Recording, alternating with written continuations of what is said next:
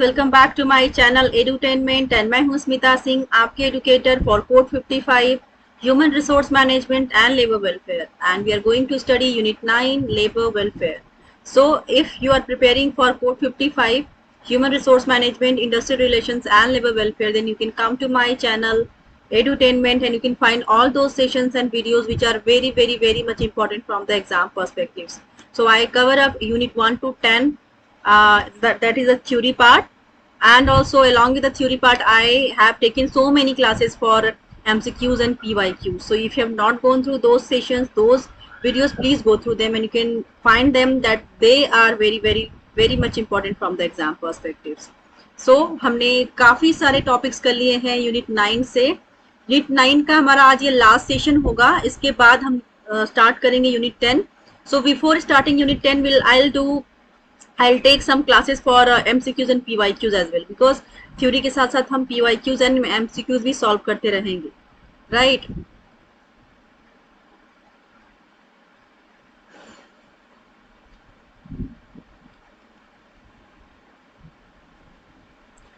ये सारे ही टॉपिक्स जो आपके स्क्रीन पर दिख रहे हैं, ये सब हमने किया हुआ है लास्ट सेशंस में.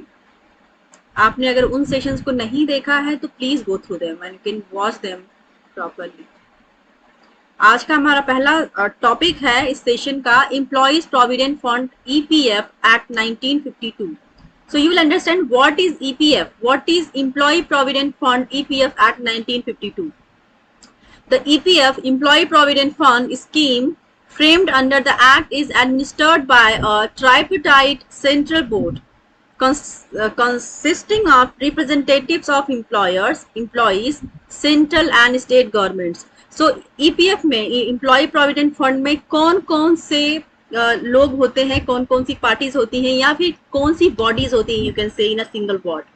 तो एक तरह से इसको अगर पूछा जाए एग्जाम में कि ये EPF एम्प्लॉय प्रोविडेंट फंड ये एक लाइक ट्राइपोटाइट बॉडी है या फिर बाइपोटाइट बॉडी है, तो आपका आंसर होगा दिस इज द ट्राइपोटाइट बॉडी. ट्राइपोटाइट का मतलब कि जहां पर एम्प्लॉइज, एम्प्लॉयर एंड गवर्नमेंट का इन्वॉल्वमेंट होता है, दैट इज कॉल्ड ट्राइपोटाइट बॉडी. जहां पर एम्प्लॉयर एंड एम्प्लॉइज का ही इंटरफेरेंस होता है, या फिर यू कैन से कि दो ही बॉडीज रहती हैं, एम्प्लॉयर एंड एम्प्लॉइज, वहां पर होगा आपका बाइपोटाइट बॉडी. बट यहाँ पर तीनों ही काम करते हैं मिलके, तो यहाँ पर इसको हम बोलेंगे tripartite body, right. Second last word देखेंगे सेकेंड लाइन का. It applies to all factories and other establishments falling under any notified industry and employing 20 or more workers. So ये रूल हर उस इंडस्ट्री पे एप्लीकेबल होगा जहां पर 20 या 20 से ज्यादा लोग काम कर रहे होंगे. नेक्स्ट पैरा देखेंगे. It applies to workers earning less than 6,500 per month. Those earning more than this can be covered if a joint request is made by the employee concerned and his employer. There is also a provision for exemption of establishments where benefits are as good as those in the act. The rate of contribution is 10% of their wages and employers make an equal contribution. In addition, employers pay 1.1% of total wage at administrative charges and 18% of total wages as inspection charges. A worker is eligible to become a member of PF from the date of joining a covered establishment. So कोई भी person जो establishment को join करता है जहाँ पे already 20 या 20 से ज्यादा लोग काम कर रहे होंगे, तो वो जिस दिन से ज्वाइन करता है उस दिन से ही वो एलिजिबल हो जाता है EPF के लिए, एम्प्लॉय प्रोविडेंट फंड के लिए, राइट. और वो वर्कर्स लाइक सेकेंड पैरा देखेंगे, सेकेंड पैरा का पहली लाइन देखेंगे. It applies to workers earning less than 6,500 per month. ये प्रोविजन पहले था, लाइक 2018 के अमेंडमेंट के बाद देखने को मिला कि ये बदल चुका है. 6,500 की जगह पे इसका जो मिनिमम अर्निंग हो गई है वो हो गई है 15,000, राइट. सो 15,000 जिनकी बेसिक पे है, अगर उनकी 15,000 तक है तो उनको EPF का बेनिफिट मिलेगा, एम्प्लॉय प्रोविडेंट फंड का, जहां पर एम्प्लॉयर एंड एम्प्लॉइज दोनों की शेयरिंग होती है, राइट. सो आगे की लाइन में देखेंगे. Those earning more than this can be covered if a joint request is made by the employee concerned and his employer. There is also a provision for exemption of establishment where benefits are as good as those in the act. The rate of contribution is 10% of their wages. जो contribution होता है, rate contribution का rate होता है 10% होता है उनके wages का. And employers make an equal contribution, जहां पर एम्प्लॉयर्स का भी इक्वल कंट्रीब्यूशन होता है. सो अभी क्या हो गया, पहले 10% था लेकिन अभी ये 12% हो गया है. एम्प्लॉयर का कंट्रीब्यूशन 12% होता है. एम्प्लॉयज का जो ईपीएफ होता है, मतलब सपोज ईपीएफ आपका डिडक्ट होता है, तो आपको जनरली अवेयरनेस होगी इस बात की कि आपकी जो बेसिक, आपकी जो टोटल सीटीसी है, टोटल सीटीसी का एक बेसिक पे होता है, राइट. सो बेसिक पे का 12% एम्प्लॉयज को पे करना पड़ता है, राइट, एज एन ईपीएफ कटवाना पड़ता है जो कि गवर्नमेंट के अकाउंट में जाता है. वेयर एज 12% इक्वल अमाउंट ही एम्प्लॉयर भी डिडक्ट करता है, मतलब एम्प्लॉयर भी अपने तरफ से कंट्रीब्यूट करता है एम्प्लॉयज के लिए. एम्प्लॉयर की तरफ से 12%, एम्प्लॉयज की तरफ से 12%. तो दोनों ही पार्टीज, एम्प्लॉयर एंड एम्प्लॉयज 12% जमा करते हैं और उनको सपोज 24% मिल जाता है, 24% का बेनिफिट. मतलब 12% तो एम्प्लॉयज ने किया ही, प्लस 12% उनके बिहाफ पर एम्प्लॉयर ने किया, तो एम्प्लॉयज को 12% की जगह पर डबल, मतलब 24% का बेनिफिट मिलता है ईपीएफ में, right. This is how you calculate. पहले ये 10% था, now it has become 12%, right. आगे देखेंगे, in addition employers pay 1.1% of total wages at administrative charges and 0.18% of total wages. यहाँ पर ये क्योंकि ये चेंज हुआ है, क्योंकि ये पुराना पैटर्न है एक्चुअली, इसमें कुछ चेंजेस हुए हैं, तो अभी मुझे अवेयरनेस में मुझे इसको गूगल करना पड़ेगा कि जो कंट्रीब्यूशन रेट है वेज का, बेसिक पे का 12% होता है दोनों साइड से. Additionally employer pay 1.1% of total wages as administrative charges. क्या ये सही है? ये सेम है या फिर बदल गया है? मैं आपको नेक्स्ट क्लास में इसको क्लियर कर दूंगी. तो अभी आपको सिर्फ ये समझना है, या फिर आप just a second, let me check it around.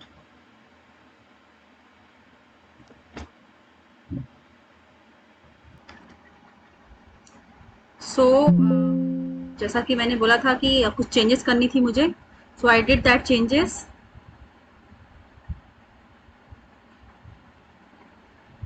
EPF के अंदर कुछ चेंजेस हुए हैं, क्योंकि जो मैं आपको स्लाइड लेकर के आई थी वो पुराना था version.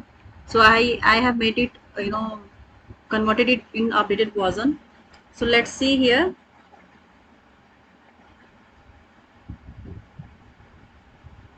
Yeah, so we were here that second para dekhenge. It applies to workers earning less than 21,000 per month. So earlier it was 6,500, but later on it is from 6,500 to it became 15,000, and now from 15,000 it has become from 15,000 to it was shifted to 21,000, जिसमें कि जो voluntarily retired person है, जो कि VRS लेते हैं, voluntary retirement scheme के तहत, अपने जॉब से पहले ही, मतलब उनके रिटायरमेंट से पहले ही वो रिटायरमेंट ले लेते हैं voluntarily.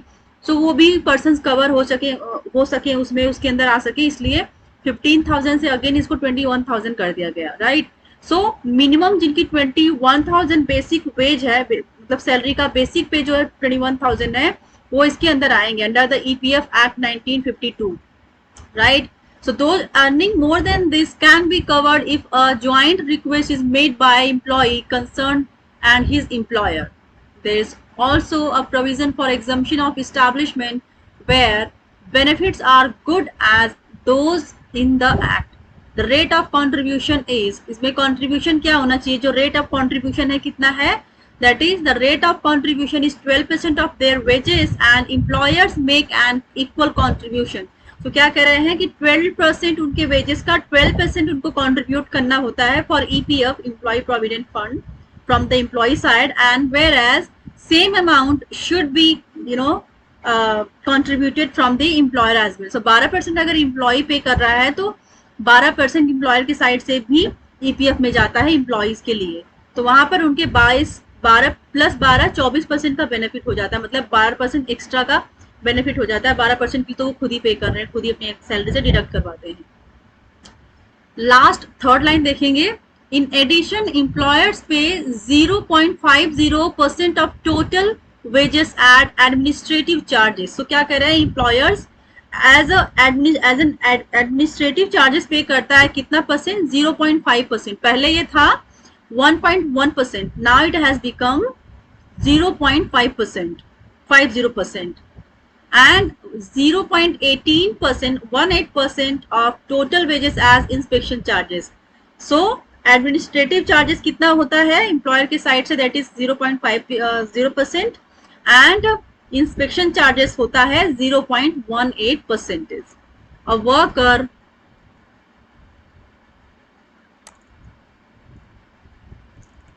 A worker is eligible to become a member of PF from the date of joining a covered establishment. So क्या कह रहे हैं कि वर्कर्स उसी दिन से एलिजिबल हो जाएगा ईपीएफ के लिए जिस दिन से उसने उस कंपनी को ज्वाइन किया है, एस्टैब्लिशमेंट को ज्वाइन किया है। सो आई थिंक आपको ये समझ में आया होगा कि व्हाट इज ईपीएफ एंड इसके डिडक्शंस कैसे होते हैं, कितना इसका मैक्सिमम एंड मिनिमम क्या क्राइटेरिया है इसके अंदर आने का। इसको इसलिए सपोज अगर आप चाहें देखना चाहते हैं कि एलिजिबिलिटी क्या है इसकी, तो एलिजिबिलिटी अगर जानना हो तो आप देख सकते हैं इसको, राइट। सो आगे देखेंगे, मैं इंपॉर्टेंट टॉपिक्स ही ले रही हूँ इसमें से, लेबर वेलफेयर से। सो अगला मैं देखूंगी, पढ़ाऊंगी आपको पेमेंट ऑफ ग्रेच्युटी एक्ट 1972। इसके अंदर देखेंगे I made some changes in this also.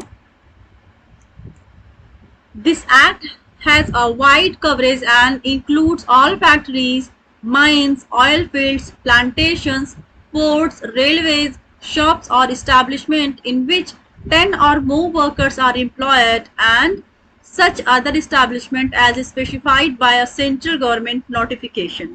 So इसके अंदर क्या कह रहे हैं that कि पेमेंट ऑफ ग्रेच्युटी एक्ट 1972 के तहत इसमें सारी ही फैक्ट्रीज, चाहे किसी भी टाइप की फैक्ट्रीज हो, इंक्लूड होती हैं। माइंस होते हैं जहाँ पे अंडर द ग्राउंड वर्क होता है, ऑयल फील्ड्स इंक्लूड होते हैं। ऑयल मतलब कि gratuity, payment of gratuity act 1972 कहाँ कहाँ पर एप्लीकेबल है, कहाँ कहाँ पर आपको करना ही करना है, किन किन इंडस्ट्रीज में इसका एप्लीकेशन होगा। सो सेंट्रल गवर्नमेंट जो मोस्टली जो सेंट्रल गवर्नमेंट के थ्रू स्कीम्स आती है वो हर इस्टेब्लिशमेंट के लिए ही एप्लीकेबल होती है।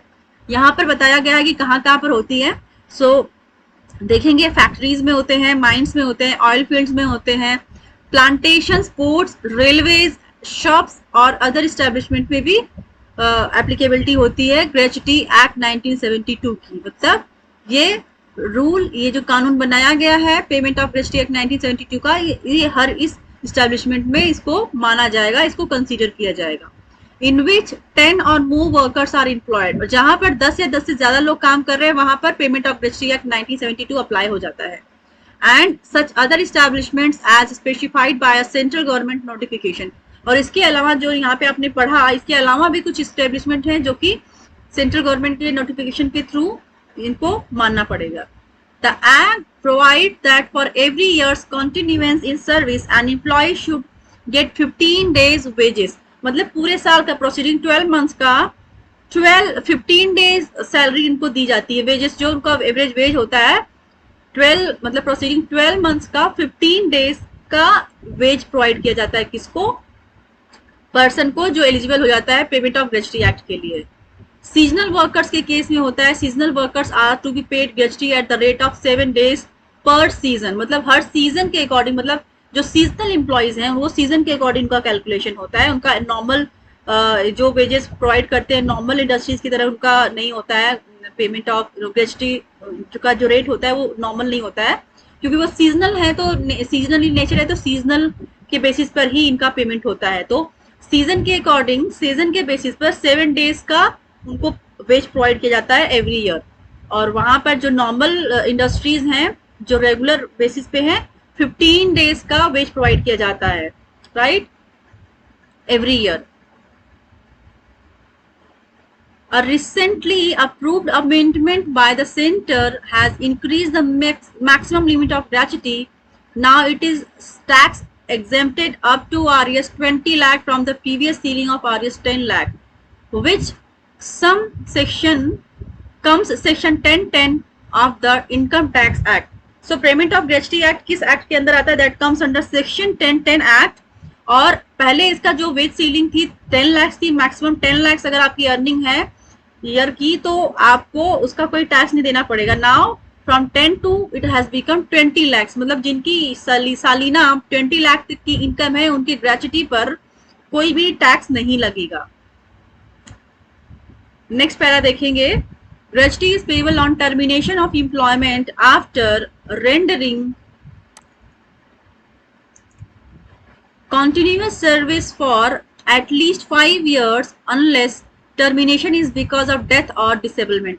so किसी भी एम्प्लॉयज के लिए जब कब वो एलिजिबल होता है ग्रेचुटी के लिए। ग्रेचुटी के लिए किसी भी ऑर्गेनाइजेशन में आपको 5 साल तक काम करना होगा। 5 साल अगर आप किसी भी ऑर्गेनाइजेशन में हैं तो आप ग्रेचुटी के लिए एलिजिबल हो जाएंगे। इन केस ऑफ डेथ और डिसेबलमेंट और अदर एक्सीडेंट जो कि नहीं होना चाहिए इंडस्ट्री के अंदर, किसी के साथ ऐसा कुछ ऐसा कुछ घटना हो जाता है या फिर हादसा हो जाता है जिसके कारण डेथ हो जाती है, फिर डिसेबलमेंट हो जाता है एम्प्लॉयज का, तो उस केस में उस एम्प्लॉय को 5 साल के अंदर ही ग्रेचुटी के लिए वो पर्सन एप्लीकेबल हो जाता है। तो उसके बिहाफ पर अगर एम्प्लॉय नहीं ले पा सको डेथ के केस में, कौन करेगा, कौन लेगा ग्रेचुटी का बेनिफिट?